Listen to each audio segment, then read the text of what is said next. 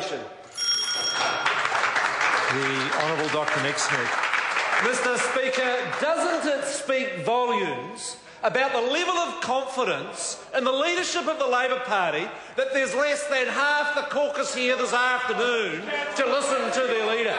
I remember in the days when National was in opposition and John Key was the leader, and you would have had every single member of the National caucus down backing the leadership and the team.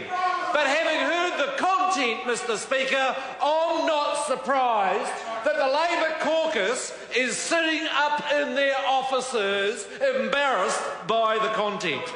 You see, the Leader of the Opposition has just said he doesn't understand the significance of a $78 billion social welfare liability.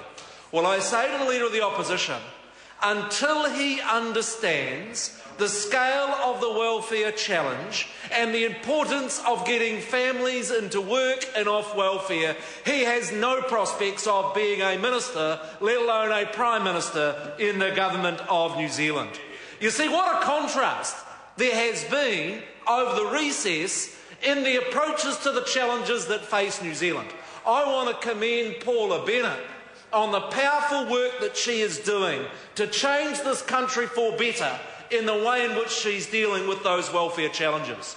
You see, Paula Bennett and this John Key-led government understands that the obligations and responsibilities that must sit alongside rights. For instance, we on this side of the House say that a person should be able to be drug tested whether they are in work or whether they want to get a welfare benefit, and the Leader of the Opposition doesn't even know where he stands on the issue of whether we should liberalise cannabis laws in this country. We on this side of the House know that children need to get access to doctors, to early childhood education and schools to be able to get ahead in life. And that's why the Minister has announced a pre-requirement for those families that we are financing to make sure they meet that obligation. And I hear New Zealanders from Kaitaia to Bluff saying hear, hear. And you know the biggest absence in commentary from the Labor Party? Where do they stand on national standards? Isn't it interesting to see Julia Gillard, the Prime Minister of Australia, championing the cause and the importance of measuring how kids do it in Australia, and yet we have a Labor Party in New Zealand that's so beholden to the teacher unions that they're not prepared to stand up for what's right and for measuring how our kids do at school. But, Mr. Speaker, the contrast goes far deeper than that. Far deeper than that. You see, what we heard over the recess from the government was how we grow the economy, and from the opposition as to how we spend, how we borrow, and how we get New Zealand further into difficulty. You see, what we have from Labor in that confused and muddled speech from the Leader of the Opposition is not one mention of the biggest issue that confronts our country, and that is how we are going to grow wages, grow jobs, so that this country can provide the education, the health and the opportunities for the next generation of New Zealanders.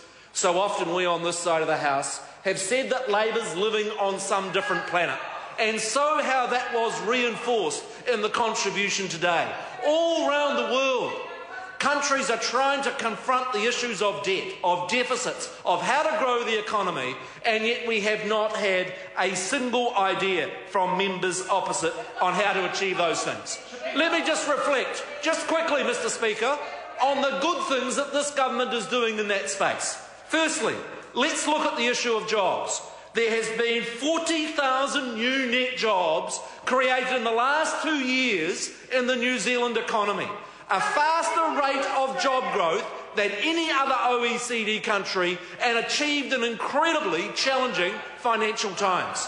I asked the member that's interjecting, what's the unemployment level in Spain? 24%.